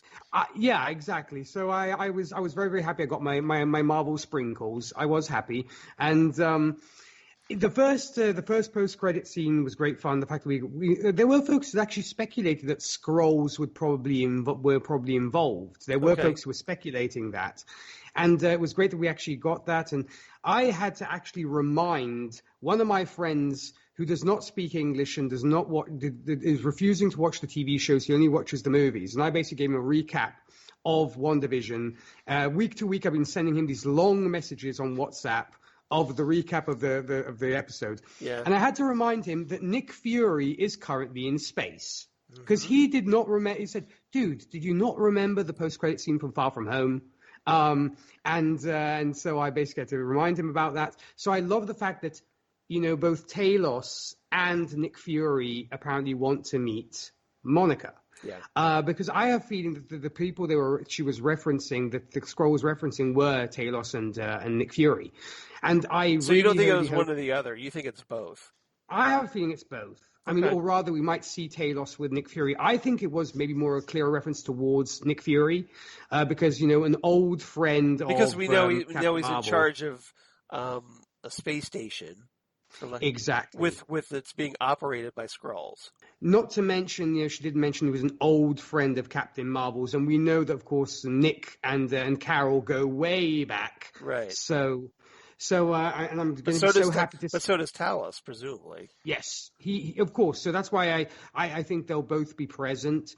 And it makes me so happy because I love Sam Jackson to pieces, and I so can't wait to see him again. And so I was really, really excited about that post-credits. And the second one I thought was also a great nod to Doctor Strange, because we do see Doctor Strange doing exactly that kind of studying in his, should we say, corporeal. He leaves his body to study. The astral form, yeah. He astro projects, correct. And so he's basically sleeping, and in his astral form, he's studying in Doctor Strange. Right. So I think that was a nice nod to it, that she's doing a similar deal. And but this, of course, is a book of darkness. So you think to yourself, she's reading one of the darkest books in all creation. This can't be good, right? Exactly. It cannot, hence, I think we will very probably get Dark Wanda for sure, and might actually very much be the villain in Doctor Strange. However, the fact that we hear the voices of her children, suddenly saying "Help me, help me," right, might be the call to action to, I need a doctor, is there a doctor in the house? And so it might very well Paging be Doctor Strange, Dr. Stephen Strange. I was going Dr. Bombay, Dr. Bombay. Yeah. So I think it might very well be that, but I just loved it. I really, really loved the final scene just for that reason, because I'm a huge fan of the Doctor Strange franchise. I love the Doctor Strange comics. I love the movie. Benedict Cumberbatch is one of my all-time favorite actors. So I was super, super happy with it, and just so, so pleased with both post-credit scenes and what they'll set up, definitely. Yeah. So were you disappointed that Benedict didn't make a quick cameo? I was sad. You know, I would be a horrible liar if I said that I wasn't upset. I will admit. Okay. But at the same time, I've learned to be happy with what I'm given. Right. Okay. I'm like, this is this. I didn't pay for this. I kind of did because okay, Disney you Plus subscribe to the free. service, right? Yeah. But still, I'm like, okay, I'm happy with what I got. It's like, of course you can get more, but I've learned to settle for what I'm given. Yeah. Exactly, I appreciate it because what we got was a stellar show. So I'm not gonna cry buckets or go, no, Doctor Strange, where? I'm not gonna do that. But I'll be like, when's March 2022 coming up? Exactly. There's the man himself. There he is. See, I'm here after all. Exactly. Charles is waving a beautiful Doctor Strange Funko, and it's always wonderful to see. No. So I was totally happy with it. So I can't complain. All right, Jesse, how about you? So I liked seeing Jimmy Woo and kind of wrapping everything up, and that was I really liked about it.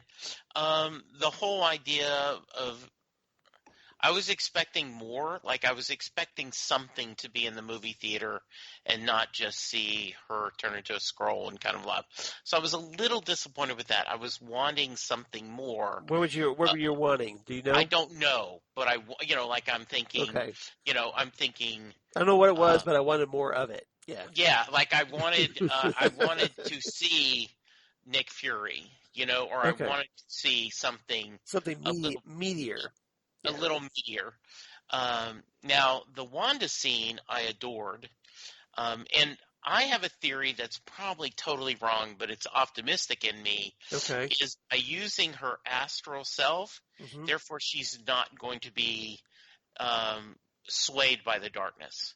That because it's not her physical body, that kind of is like putting the X-ray, the lead shield on you when you're taking the X-ray at the dentist. You think it immunizes her, for lack of a better term? Yes. So that's my theory, is that's why she's doing it. Now, we've already talked about it. I just knew that we were going to walk in and there would be Doctor Strange, working on something. We would just see him. And the idea is that way they didn't have to bring him to that spot. They could, by a set or CGI, have him look like in the cabin and saying, we're after you get your tea, we have a lot to work on or something. Yeah. Though I did love the idea of that she's there in the secluded place. There's a lot of talk about that this might be from the comics a hilltop or mountain that is known. I forgot. It starts with an H, right? There's something. Or is it Wondragore? It's Wondragore, yeah. Essentially. Yeah. That's a lot of fan speculation for that. Yeah, but it was really nice to see. It's good to see Wanda moving forward. And the idea, it looks like she's at peace while still trying to do, as she said, I'm going to figure out these powers. Yeah. So I thought that was a really nice way to wrap it up. Well, as for me, the first one with Monica, I love the fact that, we're getting set up for Captain Marvel 2. Love that. My only concern was there wasn't enough addressing what happened to the town and the town's people, more importantly. True.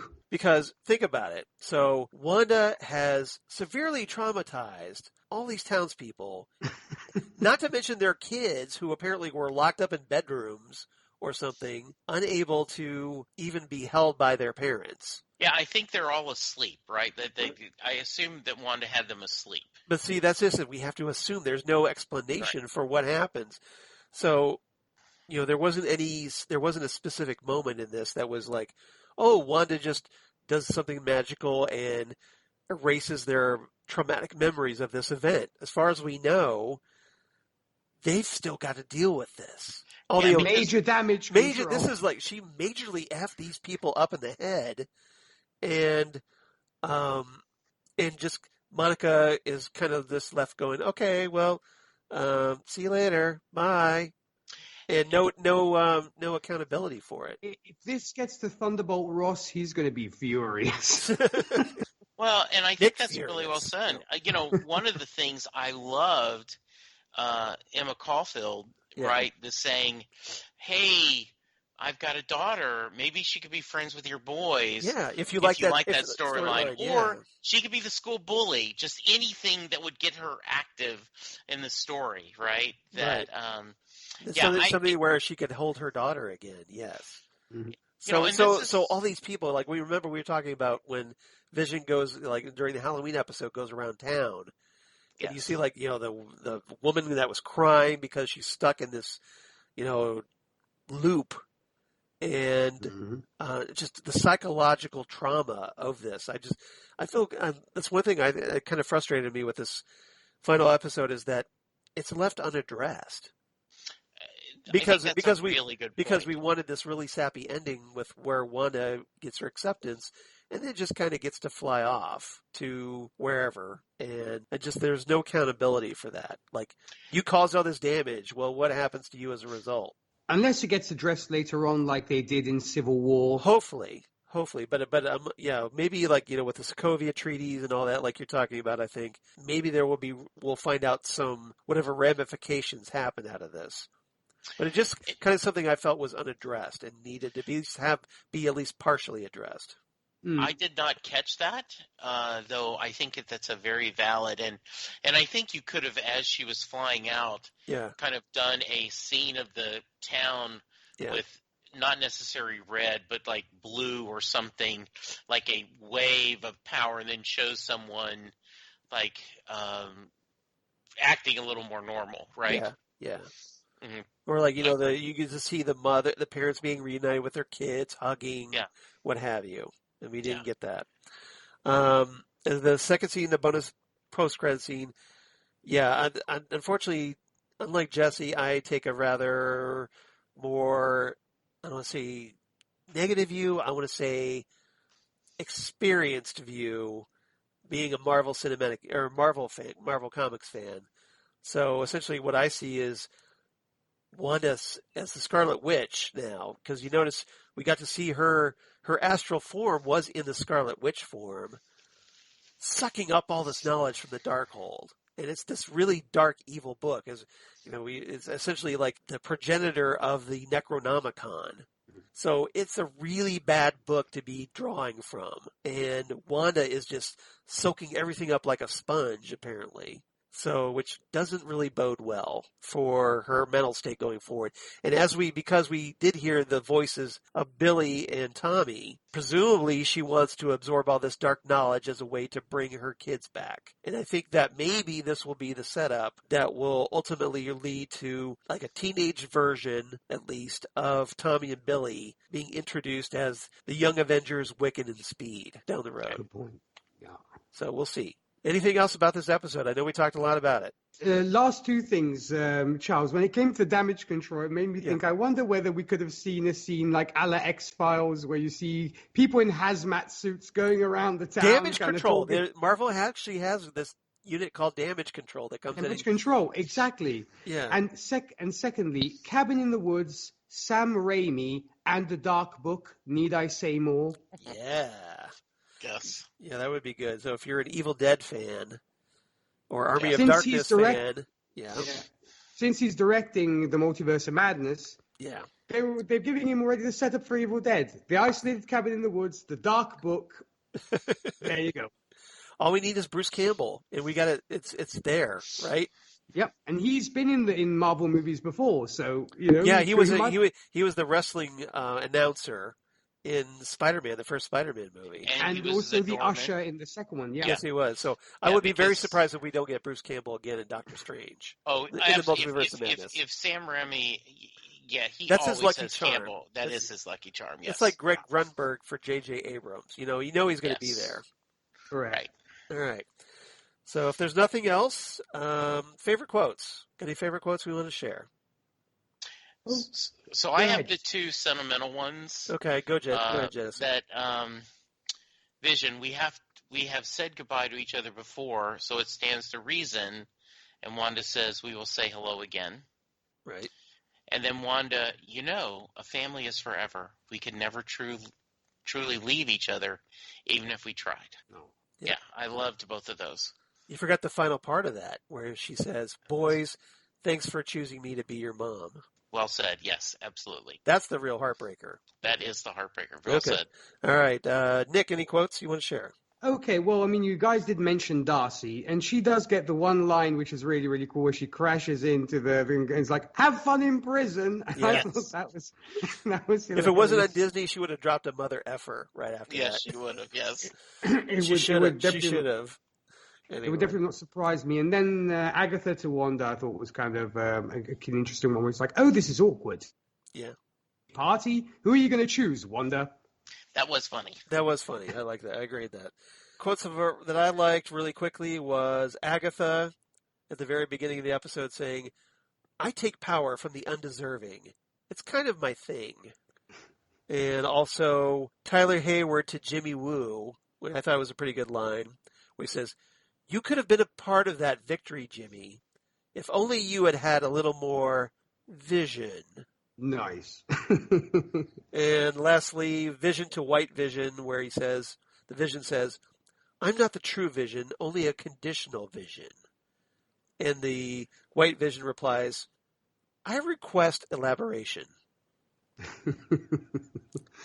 I think a lot of people were like, "I request elaboration" for this episode. I have a feeling it might end up in people's conversation. Oh, I think that will. I think you'll see that meme a lot. Yes. I agree. With the White Vision saying, "I request elaboration." I betcha. I'm calling my shot on this, so we'll see. All right, so rating. What's everybody's ratings, guys? Jesse, do you want to start? Sure. I recognize all the disappointments and the flaws, but all I know is I feel like this was a really solid 9 hours, 9 episodes of TV. Is absolutely not 9 hours, but this is just really good. So I'm going to give it 10 out of 10 cups of tea. Ooh, I was really happy. Very strong with rating this. from Jesse. Yeah, all the way that they did, and I get all the reasons that other people may be disappointed or want more, but I just was really happy with how they did this. Okay, Nick, how about you? I'm going to give this 9.5 out of 10 funnel cake trucks. Oh, excellent, excellent. Well, I'm probably more going to go along with Nick on this one because I think there was some things that weren't addressed, like the trauma to the residents of Westview, for one thing. Stuff that just kind of nagged at me a little bit. And then, again, the lost potential that I thought that maybe if we had tried to push the boundaries a little bit more, we could have. But even though I accept what we got. So I'm going to give this one 9 out of 10, Ships of Theseus. Nice. But I see, I hate to beat the dead horse, as they say, right? But I'm going to beat it. You're giving this 9 out of 10. That is a strong. You loved this episode and this series, and so versus the other people that like. This was a waste of time. I'm so unhappy with this. You're like, well, because they're idiots, Jesse. Why do you hate life? Why are you paying attention to these idiots? No, I'm cynics. complimenting you. Yeah. Right, and hearing that this is great stuff. Great stuff. Some people are just going to be miserable, miserable SOBs, and you can't do anything about it, unfortunately. There you go. Believe me, I've tried. So yes. All right. Phantom Zone news, I don't really have anything unless, Nick, you have anything to go about. No, nothing. So you saw Lois and Clark was renewed already? You mean Superman Lois, yeah, that got picked up. Renewed, yeah, they already got season 2 after the first episode, which is so I think that's amazing. Yeah, which is great. Because apparently the streaming numbers for the first episode were huge. Yeah, they were astronomical. So that's a good sign. And it's a really good. Stay tuned as we talk more Superman Lois. Just saying. All right. We did get some audio feedback from someone apparently that Nick is familiar with, a guy named Ray Gizmondo. Great guy, great guy. So he sent an audio form. So I'm going to let's leave a little space, say right here as we listen to Ray's feedback. I don't know if you've listened to it or not, but I haven't had the chance yet to listen to it. But it was very solid, but it's also 8 minutes long. Okay. So we'll just leave a little space and let's just take a little 3-second pause so we can splice this into our episode. Hello, Fandom Zone. This is Ray dropping in some thoughts for the WandaVision finale. I have been listening to your podcast. I'm a big fan, I'm going to say it now, of DJ Nick and Happiness in Darkness. So he's actually brought me on board. I thought I'd just check out the discussion in your show, and it's fantastic. The Fandom Zone, I love the discussions with WandaVision. I do listen to another podcast about the TV show, and you guys sometimes have differing opinions. It's really great to hear both of them kind of play off each other. So anyway, I left some feedback for TV Podcast Industries, the other show I listen to, and I'd like to leave some for you guys. So much to really discuss in here, so I'm going to try and condense it. Overall, I really did enjoy this episode. I loved how the season ended. I loved how the series kind of ended. There bloody better be a season 2, because there's some loose threads a bit, some things that kind of were left I would have loved to have seen wrapped up, and that mainly being, I guess, the whereabouts of the White Vision. The interaction he had with Conditional Vision and the talk of the ship of Theseus was very entertaining, especially even their fight as well. I love the physicality of them. They're very powerful beings, but the Conditional Vision seemed to have instilled his memories, his data, or at least opened up the data in White Vision's memory banks. So he's less of, I guess, a robot and a Terminator, so to speak. Whether or not he'll have those same emotions as Vision, I don't think so, but we'll have to wait and see. But I would have loved to have seen where he ended up. I mean, he shot off after interacting with Conditional Vision, and I would have loved to see him towards the end somewhere. Also, the big scene for me was this sacrifice, and we get it early on when Agatha kind of presents it, and Wanda was trying to get rid of the bubble, the hex. She would have to sacrifice Tommy, Billy, and Vision, Conditional Vision, in order to free everyone from the hex.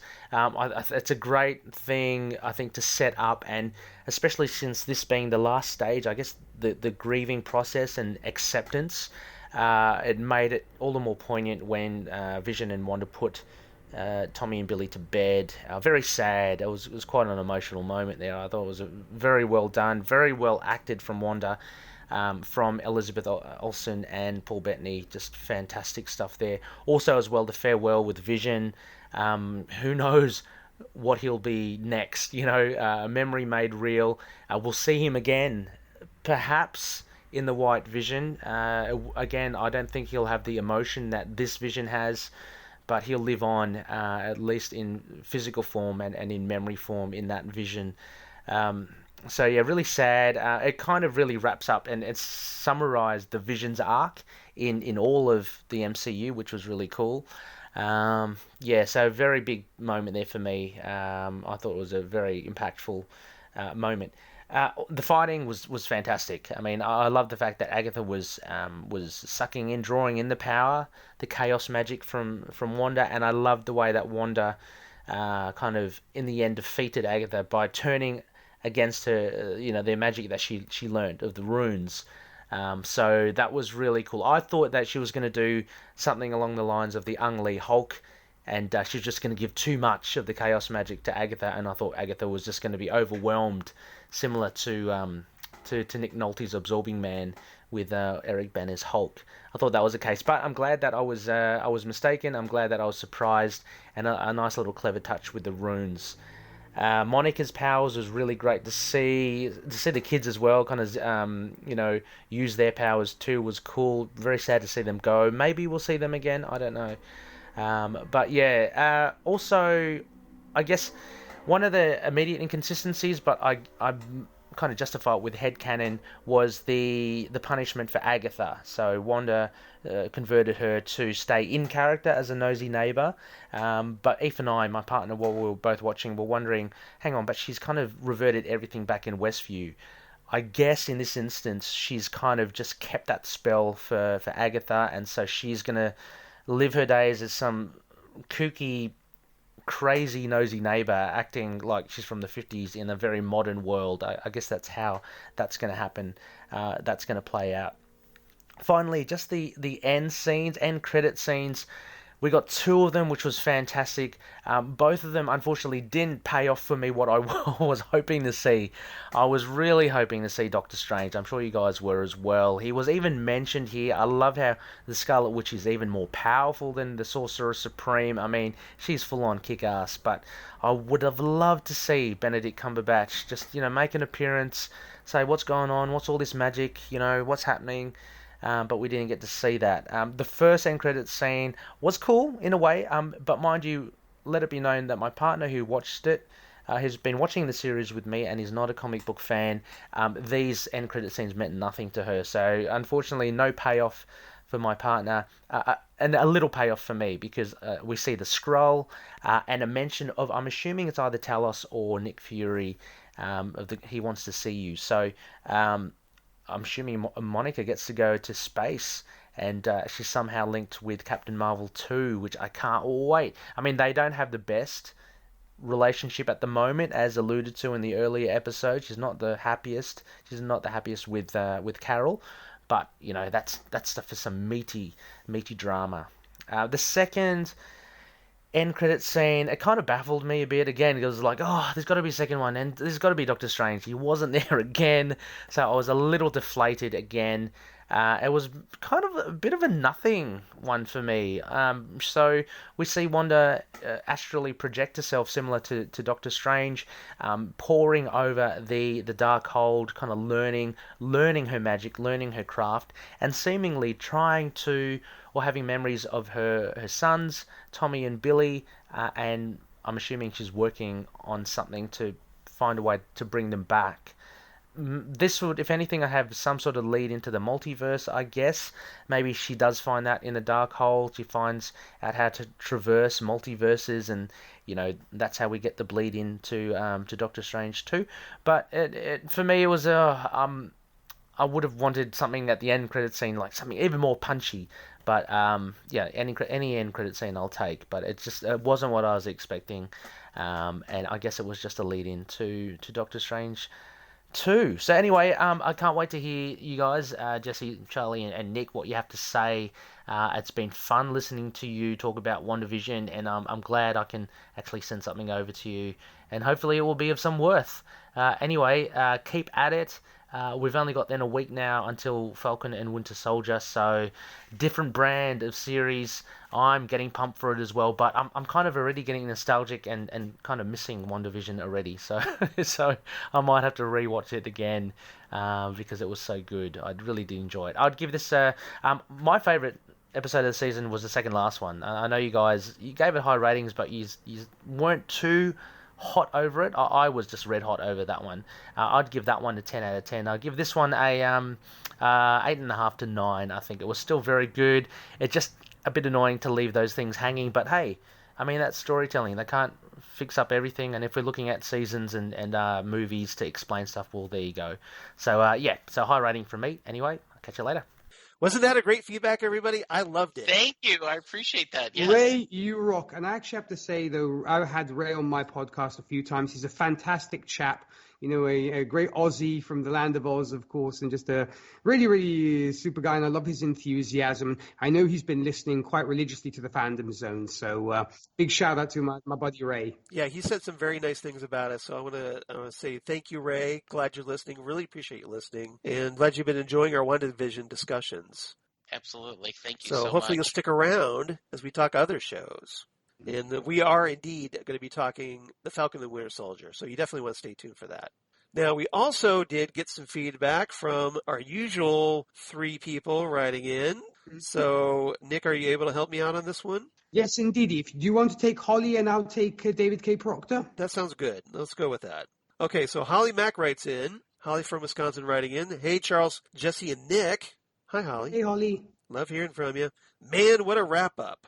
What can I say? Jimmy for the win, sneaking the cell phone and making sure that Hayward gets what's coming to him. The showdown with the Visions and Agatha and Wanda were great. Mid-credit scene with Wanda meeting the agent in the movie theater and finding out that a friend of her mother wants to meet her up in space. Could that friend have the initials of NF? Possibly. The last credit scene had me scratching my head slightly. At first I thought it was the cabin that Tony had, but that wasn't the case going further into the cabin. Though the other Wanda had me scratching my head. Wanda then hearing one of her boys saying they need help. She's on her way, no doubt, and I wonder if that will be a lead-in to the next Doctor Strange movie. Yes, it will. Just have to wait and see. I'll wrap it up here. Holly from Wisconsin.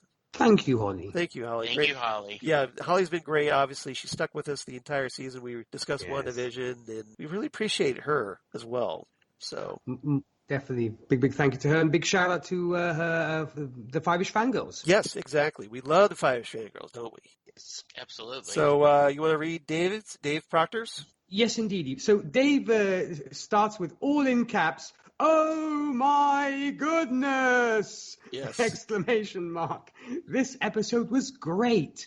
The series was phenomenal. I know it is a limited strand. I was initially sad at that, but then I realized that the story will continue and there won't be a series that grows stale and perhaps worse. Good point. Agents of S.H.I.E.L.D. did a fairly good job, but got increasingly hard to stay coherent and relevant. Yep. True enough. Yep. I see this as a story that if it had been a movie, would have been rushed and compressed. As a series, it was free to give as much detail and foreshadowing as intended, and yet not be contained in a restrictive box. I love it. This could be a new model for storytelling, and Will has ensured my continuing subscription to Disney. I'm sure Disney is very, very thankful for that, Dave. Thank you for your money. That's what they're saying. Yes. I had considered giving it up in favor of another platform. Now I need both. Is there financial Welcome assistance? to my world, Dave. And in fact, he poses the question, is there financial assistance for media addiction? Yeah, I might need that too, Dave. I hope other storylines go to this form. Imagine a network that could make miniseries for Star Trek or Doctor Who exploring areas of their universe that don't need a whole series but left us hanging. Eighth Doctor, Khan in World War III, Life at the Xavier School, or perhaps Voyager, The Return to the Federation. Comic books mastered this long ago, and now with so many TV choices, perhaps it's time. Amen to that. Yep. I trust you guys to have analyzed this story in an excellent manner, and I just wanted to hypothesize on this wonderful future that is within our grasp. Hopefully they don't follow the NASA model and show us the possibilities and then just let it peter out. Not that we aren't doing great things, but had we stayed on pace, we could have had a much bigger presence in space and perhaps have visited in person our next planetary neighbor. Yes. What is next for the Fandom Zone? I'm anxious to find out. Keep up the great work. Thanks for the ride. Thank you, David K. Proctor. Thank you, Dave. And Thank you, Dave. We'll talk more about what we're going to be discussing next very, very soon. So hang in there just a few more minutes, okay? Yeah, and I think all of us, being Doctor Who fans, would love an Eighth Doctor miniseries. Oh, yes. I believe... with Paul McGann returning as the Eighth Doctor, of course. I believe Jesse had actually put a tweet about that some time ago. Well, if nothing else, it would help fill those gaps between seasons of Doctor Who. Yes. You would think the BBC would jump on that, but maybe now, after seeing stuff like this, maybe they'll start thinking about that. It could get those wheels turning. Well, and they should. Not to be off on a tangent, right? But there are creative people that would love to play in the Doctor Who universe, but don't want to do for all seasons. So you could find creative people and go, okay, do you have a proposal for a 3 or 4 episode miniseries or whatever you could do? You could do a unit series. You could do, stuff with other companions that, like maybe, you could bring back Ace or, like Martha Jones or whomever, Donna Noble. Wonderful. Yeah. There's a lot of potential there. And you could say that about a lot of things. All right. Yes. Last but certainly not least, we have the Batman himself, Chris from Colorado. Hey, Chris. It's the Batman. I'm Batman. Saying, hey, Phantom Zone Squad. Well, hey, Chris. Hey, Boy, was this finale quite the roller coaster. I'm a little bummed that none of the crazy theories from fans paid off, but that's not the show's fault. It was still a great episode. Well I said. have a few theories for what's to come. In the post-credit scene where when we see Wanda in that very Thanos-esque end of Infinity War cabin, she sublet that, I guess. I believe that could be the mountains of Wundagore. That's something we speculated as well. I got goosebumps from when the camera pans and you can hear Doctor Strange's theme play and pans to Wanda reading the Darkhold. Now, I didn't hear the Doctor Strange theme. I'm going to have to go back and listen to that. Given that the headshot was of Wanda astral projecting herself, reading the Darkhold, I think they could be setting up some version of Chthon. Since the elder god Chthon in the comics is the god of chaos, is the one that wrote the Darkhold, it makes sense that he or an amalgamation of him and Nightmare could be the big bad in Doctor Strange Multiverse of Madness. Mm-hmm. Could be. He's really focused on Nightmare. He really wants Nightmare. Please, Disney, give this man his Nightmare, please. You're killing him. Another theory I'll throw out there is when Wanda hears her son's crowd, I think it's actually Chthon Nightmare calling Wanda so he can use her magic to cross over into our dimension. Oh, okay. Favorite quote is when Wanda says to Vision, I have been a voice with no body, a body but not human, and now a memory made real. Who knows what I'll be next? That's a great quote, right? It is, yes. So points to Chris for using that one. This episode gave me all the feels. Massive tearjerker, especially when the ending when Wanda was saying her goodbyes. I give this one 9.5 ships to Theseus. We're at a point there, I guess. Yeah. We're simpatico. This show should win all the Emmys. Thank you, Phantom Zone Cast, truly, for doing all that you do. So fun getting to theorize with you guys. I had a blast. Well, thank you, Chris. Yeah, we really appreciate it. Thank you for doing all you do by listening to us and supporting the show and writing in. Greatly appreciate it. So we thank you as well. Hope to see you at Falcon and the Winter Soldier. Well, yes, you will. You guys take care, stay healthy. Cheers, Chris from Colorado. So thank you, Chris. Thank you, Chris. And thanks for supporting us all season as well. Yeah, I'm doing the devil horns for Chris right now, as he is wont to do. Yes. You rock. Exactly. You rock, Chris. All right. You rock, Batman. If you want to be like, well, hey, Ray, Holly, Chris, or Dave Proctor, you definitely do. So write to us at Phantom Zone Cast on Twitter, Phantom Zone Cast on Facebook, Facebook, the Phantom Zone Podcast, or Instagram at Phantom Zone Podcast. So that would be great if you reach out to us there. Please do, because obviously we got more in the works. And Jesse, where can they reach you? Well, first off, I need to give a shout out to you two fine gentlemen. You take that back. No. How dare you, because sir? the beauty of On Demand, Yeah. I am now going back and seeing. I had not watched The Boys Season 2. So I'm doing this, and who do I have to be my companion? Is you two guys. As I watch an episode, I get to go and listen to y'all talk about it. So the beauty of the internets, you guys are still there for me. So I just want to thank you both. And there is, if you've just discovered Watchmen or Krypton, in our past we've talked about Stargirl. Yeah, Stargirl. So really, really check those out.